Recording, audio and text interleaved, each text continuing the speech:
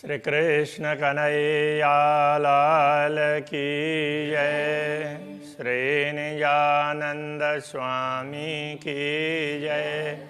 श्री प्राणनाथ प्यारे की जय।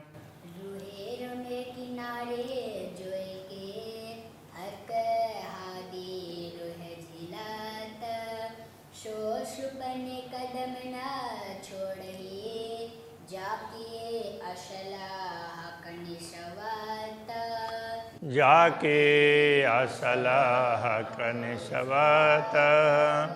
श्री कृष्ण कन्हैया लाल की जय। श्री राज्य के चरणों को ग्रहण करना चाहिए, उनसे छूट अलग नहीं होना चाहिए। इस भाव को रखते हुए परमधाम के ब्रह्मात्माएं जिनका संबंध पूर्ण ब्रह्म परमात्मा के साथ में है, वो उनके चरणों को कैसे छोड़ सकती है, ये बात समझाते हुए पूरे परमधाम का वर्णन करते हुए समझा रहे हैं। तो अभी पहले वाली चौपाई में ये आया था कि यमुना जी के किनारे विभिन्न घाटों में ब्रह्म आत्माएँ श्री राज्य श्यामा जी के साथ में झीलना करती, जल क्रीड़ा करती। तो उसमें भी खास करके पाट के घाट की बात कर रहे हैं। हक आदि रूहें पाट पर मन चाहे श्रृंगार साजत। तो पाट के घाट में जल क्रीड़ा करके फिर श्रृंगार करते हैं। कहाँ पर जाकर श्रृंगार करते हैं? सबसे ऊपर छत में चांदनी में, वहाँ जा कर के श्रृंगार करते हैं। तो उस समय वो सारी ऐसी लीलाएं होती है, ये समझाना चाह रहे हैं। तो ऐसी आत्माएं जो इन सारी लीलाओं को याद करती हो, तो रूहें हक कदम क्यों छोड़े? वो पूर्ण ब्रह्म परमात्मा के चरणों को कैसे छोड़ेगी? जाकि असल हक निश्वत, जिनका असल संबंध पूर्ण ब्रह्म से है। रूहें मिलावा रस बाग में, परमधाम के विभिन्न बागों में ब्रह्मात्माएं मिलती है। उनकी बैठक होती है किसके साथ? श्री राज्य श्यामा जी और ब्रह्मात्माओं के साथ में। जैसे शाम के समय पर विभिन्न स्थानों में जाकर के, अलग अलग स्थानों में जाकर के क्रीड़ाएँ करते हैं। उसके बाद में फिर जल क्रीड़ा करते हैं, फिर श्रृंगार करते हैं, फिर कहीं भी वहाँ बैठक भी होती है। तो इन जहाँ भी बैठक होती है वो मिलावा है। तो परमधाम के बागों में ब्रह्मात्माओं का श्री राज्य श्यामा जी और के साथ में बैठक होती है। देखो कि न विदय शोभिता, उस समय बागों की शोभा बढ़ती है। रूए हक कदम क्यों छोड़ई, जाकी असल हक निश्वत। ऐसी ब्रह्म आत्माएं पूर्ण ब्रह्म परमात्मा के चरणों को कैसे छोड़ सकती है? अब खास करके अभी ये बाग तो यमुना के किनारे के ही बाग आगे अभी समझ लेना चाहिए। बाकी लीलाएं तो अलग अलग स्थानों में होती है। अभी इसी का वर्णन ये समझना होगा। पशु पंखी बोले इन समय कई भी दबना गूंजता। उस समय पशु पक्षी वगैरह अपने कलरव से पूरे वन को गुंजित कर देते हैं। रूए सुपने कदम न छोड़ई, जाकी असल हक निश्वत। तो जिनका संबंध पूर्ण ब्रह्म परमात्मा से है, ऐसी ब्रह्मात्माएं उनके चरणों को कैसे भूलेगी? तो ये सारी लीलाएं करने वाली ब्रह्मात्माएं उनके चरणों को नहीं भूल सकती है। वेद वेद के कुंज वन में हक रूहें केल करत। अब कुंज निकुंज वन का वर्णन कर रहे हैं। वहाँ जा कर के श्री राज्य श्यामा जी और ब्रह्मात्माएं विभिन्न लीलाएं करते हैं। तो ऐसी लीला में रहने वाली आत्माएं सो क्यों छोड़े इन कदम को, जाकी असलह का निश्वत। तो ऐसी आत्माएं पूर्ण ब्रह्म परमात्मा के चरणों को कैसे भूल सकती है? बट पीपल की चौकियाँ हक आदि रूहें सिंचता। बट पीपल की चौकी की बात की, तो वहाँ बैठ कर के तो वहाँ अलग अलग लीलाएं करते हैं और साथ में वो झूलते भी हैं। तो झूले तो वहाँ के प्रसिद्ध है, कितने 5-5 भूमिका पर्यंत तो उसमें झूले लगे हुए हैं, तो अलग अलग स्थानों में जा कर के झूलते हैं, तो सबको बड़ा आनंद आता है। तो ऐसी आत्माएं रुएं सुपने कदम न छोड़ई जाकी असल हक निश्वत। वो तो स्वप्न में भी श्री राज्य के चरणों को नहीं छोड़ सकती है। ताल पाल बन गिर दबाए ऊपर कई मोहल देखा था। अब ताल के तरफ ले जा रहे हैं। ताल का पाल के ऊपर में वृक्षावली है, वृक्षों की पंक्ति है, तो उसमें भी ब्रह्मात्माएं खेलती है। और वहाँ महल वगैरह भी है, ऊपर कई महल देखा था, वो अलग अलग प्रकार के महल दिखाई देते हैं। तो उन सब महलों में, ताल में, पाल में ब्रह्मात्माएं खेल करती है। पाल के महलों में सो क्यों छोड़े हक कदम को जाके असल हक निश्वता। ऐसी ब्रह्मात्माएं पूर्ण ब्रह्म परमात्मा के चरणों को कैसे छोड़ सकती है।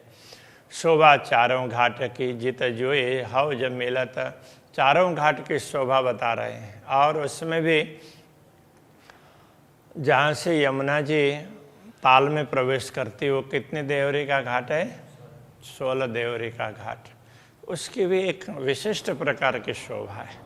तो ये चारों घाटों का वर्णन करते हुए इसका भी वर्णन कर रहे हैं। तो यमुना जी जहाँ से प्रवेश करती है, तो उस घाट का रोए सुपने कदम न छोड़ई जाकी असल हक निश्वत। तो ये ब्रह्मात्माएं जिनका असली संबंध पूर्ण ब्रह्म से हैं, वो इन चरणों को कैसे छोड़ सकती है। ये जो कहे मेहरावा घाटों ऊपर शोभित। ताल के तरफ से देखते हैं तो घाटों में अलग अलग कमान दिखाई देते हैं।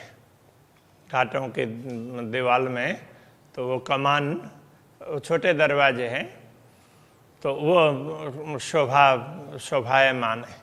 हक कदम हृदय रूह के जाके असल हक निश्वत। तो ब्रह्मात्माओं के हृदय में तो पूर्ण ब्रह्म परमात्मा के चरण कमल हैं, इसलिए उन चरण कमलों से तो वो दूर हो ही नहीं सकती। खेले हौज कोशर के बाग में रूहें बन डारी झूलत। तो ताल के बाग में तो ब्रह्मात्माएं खेलती है। और वहाँ पर जो वृक्षावली है ऊपर पाल पर, तो उनकी शाखाएं बहुत लंबी लंबी है। तो उन शाखाओं में भी ब्रह्मात्माएं जा कर के खेलती है और वहाँ झूलती भी है। वहाँ झूले वगैरह हैं। हक चरण सुपने न छोड़ई जाके असल हक निश्वत। ऐसी लीला करने वाली ब्रह्मात्माएं पूर्ण ब्रह्म परमात्मा के चरणों को नहीं छोड़ेगी। रुएं खेले टापू के गुर्ज में जा झरोखों बैठत। तो अब टापू महल के द्वीप प्रसाद की बात कर रहे हैं। तो वहाँ पर वो जैसे द्वार विशेष हैं, ऐसे गुर्ज भी विशेष हैं। और वहाँ गुर्ज में जा कर के झरोखों में बैठ कर के तो चारों दिशाओं के तो उनमें दर्शन करती हैं। कभी किसी झरोखे में, कभी किसी गुर्ज में जा कर के वहाँ के झरोखों में। तो इस तरह से चारों तरफ के दृश्यों का दर्शन करती है। तो सो क्यों रहे हक कदम बिना जाके असल हक निश्वता। ऐसी ब्रह्मात्माएं पूर्ण ब्रह्म परमात्मा के चरणों के बिना रह नहीं सकती। खेले अरस हौज टापू मिने हक भेले चांदनी चढ़त। अब वहाँ की लीलाओं में एक चांदनी की लीला, वो भी एक विशेष प्रकार की होती है। तो वहाँ चांदनी में श्री राज्य और श्यामा जी बीच में हैं, चारों तरफ परमात्माएं बैठी हैं और उनसे निकलता हुआ प्रकाश से पूरा आसमान में पहुंच जाता है और चंद्रमा के किरणों के साथ में जा कर के वो जूझने लगता है। और फिर वहाँ बैठ कर के चारों तरफ देखते हैं तो तालाब का चारों तरफ जल है, उसका भी प्रकाश ऊपर जाकर के चंद्रमा के किरणों के साथ में मिला हुआ हो, उस प्रकार का लगता है। तो ये सारे दृश्य चांदनी के तो वहाँ छत में बैठ कर के की हुई लीलाओं के दृश्य हैं। तो रूहें क्यों रहे इन कदम बिना जाके असल हक निश्वत। तो ब्रह्मात्मा इन चरणों के बिना कैसे रह सकती है। अब ये अलग अलग लीलाओं का दर्शन करवा रहे हैं और चरण कमल को याद करते हुए तो इन सब को दर्शन करना है, वो बात यहाँ पर समझा रहे हैं। नहरें मोहल ढापियाँ जल चक्राव ज्यों चलत। अब आगे वो माणिक पर्वत की बात कर रहे हैं, माणिक महल, वहाँ पर नहरें वगैरह, महल के नीचे से भी नहरें निकलती है और अलग अलग दिशाओं में निकलती है। तो इस तरह से नहरें मोहल ढापियाँ, तो महल के से ढपी हुई नहरें तो वहाँ पर निकली है। जल चक्राव ज्यों चलता, तो वहाँ पर अब नहरें कैसी है, इस तरफ से ऐसे वृत्ताकार में भी है, ऐसे क्रॉस भी है, तो इस तरह से, और उनमें से वो फुहारे वगैरह भी निकलते हैं। तो ऐसे ये तो जल है वो उस तरह से ऐसे घूम करके निकलता है बहता हुआ। तो मोमिन हक कदम क्यों छोड़े जाके असलह करने शिवता। ऐसी लीलाओं के पात्र ब्रह्मात्माएं पूर्ण ब्रह्म के चरणों को नहीं छोड़ सकती। कई मोहल मानिक पहाड़ में हिसाब में ना आवता। ऐसे अनेक प्रकार के महल हैं मानिक पहाड़ में। तो वह मानिक पहाड़ स्वयं भी विशेष है और उसके चारों तरफ वो नहरें वगैरह और वहाँ से फुहारे, वहाँ से वो जलधाराएं निकलती है, और फिर नीचे भी नहरें हैं, वहाँ पर भी फिर नहरों के बीच में कुंड है, उसके चारों तरफ में कुंड भी क्या है, वो ताल ही है, तो उसके चारों तरफ में महल हैं। तो उसके फिर वो ऊंचाई वो बढ़ती बढ़ती मानिक पर्वत के तरफ में गई हुई है, झूले लगे हुए हैं। तो इनमें तो ये कितने महल हैं जिनका कोई पारावारी नहीं है, हिसाब में ना आवता। तो ऐसी महलों में लीला करने वाली आत्माएं अपने धनी के चरणों को नहीं छोड़ सकती। वो कहना चाह रहे हैं, ये मोमिन हक कदम क्यों छोड़े ही जाके असलह का निस्वत। कई ताल नहरें मानिक पर ढिग हिंडोलों चादरें गिरत। अब कई नहरें हैं और उसमें फिर उसमें ताल है, नहरों के क्रॉसिंग में बहुत बड़ा उसमें भाग है, तो वो पानी का तो वो ताल जैसा दिखाई देता है। और ढिग हिंडोलों चादरें गिरता, तो वहाँ पर हिंडोलों के साथ में झूले लगे हुए हैं और वहीं पर फिर जलधाराएं भी गिरती है। तो इस प्रकार से तो ये वहाँ का दृश्य है। एक कदम मोमिन क्यों छोड़े जाके असलह करने शिवता।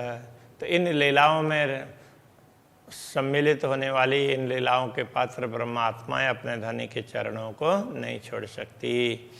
कई भांतों नहरे बन में सागर होने का सम्मिलता। अब उससे भी आगे जाते हैं तो वो अलग अलग प्रकार की नहरें, कहीं जब वो जवाहरात की नहरें हैं, वन की नहरें हैं।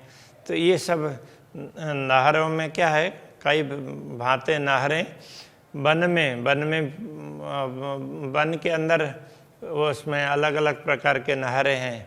तो सागरों निकट से मिला, तो वो सब निकल करके, जैसे मानिक पर्वत के नहर हैं तो वो महानद में मिलते हैं। तो इसी तरह से अलग अलग वो नहर वगैरह हैं अंततोगत्वा सागर में मिलते हैं। तो हाँ, नीर सागर में, तो इसीलिए वो सब सागर में जा कर के मिल जाते हैं। तो वहाँ लीला करने वाली आत्माएं मोमिन खेले कदम पकड़ के जाके असलह करने से बता। तो इन स्थानों में ब्रह्मा आत्माएं श्री राज्य के चरणों को पकड़ करके उनके साथ में रह करके लीलाएं करती है, तो वो उनको कैसे भूल सकेगी। कई बड़े मोहल किनारे सागरों, कई मोहल टापों झलकत।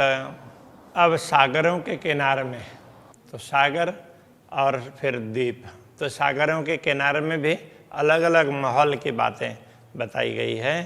तो वो दृश्य हैं। तो कई बड़े महल किनारे सागर के किनारे में ऊंचे ऊंचे महल हैं, क्योंकि वहाँ तो बड़ी रांग और उसके आगे हैं, तो बड़ी रांग का तात्पर्य ऊंचे ऊंचे महल हैं, इसलिए उनको ऐसे रांग कह दिया, किले की तरह से। तो ऐसा कोई रांग उंग कुछ नहीं है, वो किले, वो ऊंचे ऊंचे भवन है। कई महल टापू झलकता, और वहाँ पर टापू में भी कई प्रकार के महल हैं। तो वहाँ सागरों में, वहाँ के टापू में, वहाँ के प्रासादों में श्री राज्य के साथ में लीला करने वाली ब्रह्मात्माएं ये मोमिन कदम सुख ले वही, वो पूर्ण ब्रह्म परमात्मा के चरणों का सुख वो लेती रहती है। जाकी असल का निश्वत, उनका संबंध पूर्ण ब्रह्म से है, इसलिए वो चरणों को भूलती नहीं है। आगू बड़ा चौगान बन बिना दूब कई दुली चौ जुगत। अब यहाँ पर सीधा उधर सागरों से फिर लौट करके आए, रंग भवन के आसपास का दृश्य बता रहे हैं। रंग भवन के नजीक में ही बड़ा चौगान, वन बिना, वृक्षों के बिना बहुत लंबा चौड़ा मैदान है, तो पश्चिम का चौगान कहते हैं। दूब कई दुली चौ जुगत, वहाँ पर दूब वगैरह भी हैं, तो वो दूसरा दूब दुलीचा और पश्चिम का चौगान ये अलग अलग है। अन्नबन और उसके बाद में दूब दुलीचा, फिर पश्चिम का चौगान। तो वहाँ गलीचे की तरह से दूब है, और पश्चिम का चौगान और दूब दुलीचा दोनों की बात समझा रहे हैं। वहाँ लीला करने वाली ब्रह्मात्माएं मोमिन दौड़ के कदम पकड़े, ऐसे स्थानों में दौड़ दौड़ करके लीलाएं करती है, फिर दानी के चरणों को पकड़ती है। जाके असल हक निश्वत, तो जिनका असली संबंध पूर्ण ब्रह्म से है। हक हादि रूहे, इन चौगान में कई पशु पंखी दौड़ा होता। इन चौगान में, इस लंबे चौड़े खुले मैदान में श्री राज्य श्यामा जी ब्रह्मात्माएं तो वहाँ अलग अलग पशुओं के, पक्षियों की सवारी करके तो उनको वहाँ दौड़ाते हैं। कोई उड़ते हैं, कोई दौड़ते हैं। तो मोमिन लेवे सुख कदमों, तो ब्रह्मात्माएं श्री राज्य के सानिध्य का, उनके चरणों का सुख लेती रहती है, क्योंकि उनका संबंध पूर्ण ब्रह्म से है। कहा कहूँ बाग रस का, जित कई रंगों फूल फूलत। अब वहाँ फूल बाग, नूर बाग का वर्णन कर रहे हैं। तो वहाँ बाग के फूलों की क्या बात करें, बाग की क्या बात करें, वहाँ अलग अलग रंगों के फूल खिल रहे हैं। रूहें क्यों रहे हक कदम बिना जाके असल हक निश्वत। धामधनी के साथ में उन बागों में विचरण करने वाली ब्रह्मात्माएं अपने धनी के चरणों को कैसे भूल सकती है। रूहें खेले फूल बाग में कई खुश हुए रस बहकत। तो जब ब्रह्मात्माएं फूल बाग में खेलती हैं तो वहाँ विभिन्न प्रकार के पुष्प रस का सुगंध है ना, वो चारों तरफ फैलता है। बहकना मतलब महकना, तो खुशबू सुगंध।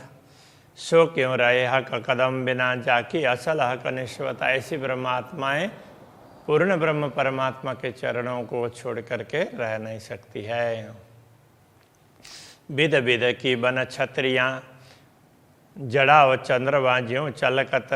तो वहाँ पर विभिन्न प्रकार के छत्रियाँ जैसी दिखाई देती, वहाँ वृक्ष हैं तो वृक्ष की शाखाएं चारों तरफ फैली हुई होती है, तो वो छतरी की तरह से लगती है। और जब ये वृक्ष एक दूसरे से जुड़े हैं तो वो चंदवा की तरह से लगते हैं। तो जड़ा व चंदवा ज्यों चलकता, जैसे चंदवा में अलग अलग प्रकार के रत्न जड़े हुए हैं, अलग अलग प्रकार की कारीगरी है, उस तरह से ये पत्तों की कारीगरी दिखाई देती है, फलों की, फूलों की ये कारीगरी दिखाई देती है। एक कदम सुख सुपने ले वहीं जाके असलह का निश्वत। तो ब्रह्मात्माएं इन लीलाओं में श्री राज्य के चरण कमल का सुख प्राप्त करती रहती हैं, तो उनका इस संबंध पूर्ण ब्रह्म परमात्मा से है। तो ये सब कहने का तात्पर्य सारी लीलाओं का चारों तरफ का दर्शन भी करवा रहे हैं। तो इन लीलाओं में श्री राज्य के साथ में सम्मिलित होने वाली ब्रह्मात्माएं उनके चरणों को भूल करके दुनिया में मस्त नहीं बन सकती है, ये बात समझाना चाह रहे हैं। अभी के प्रसंग को यहीं रखते हैं। श्री कृष्ण कन्हैया लाल की जय। जाके असलह कनिशवत विध विध के वन छत्रियाँ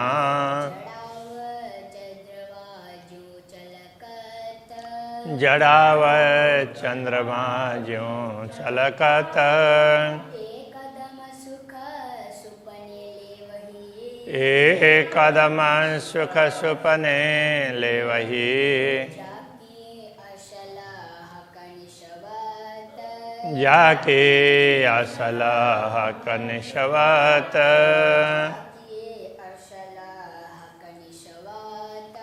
जाके असलाह कनिशवत। कृष्ण कन्हैया लाल की जय, श्री सद्गुरु महाराज की जय।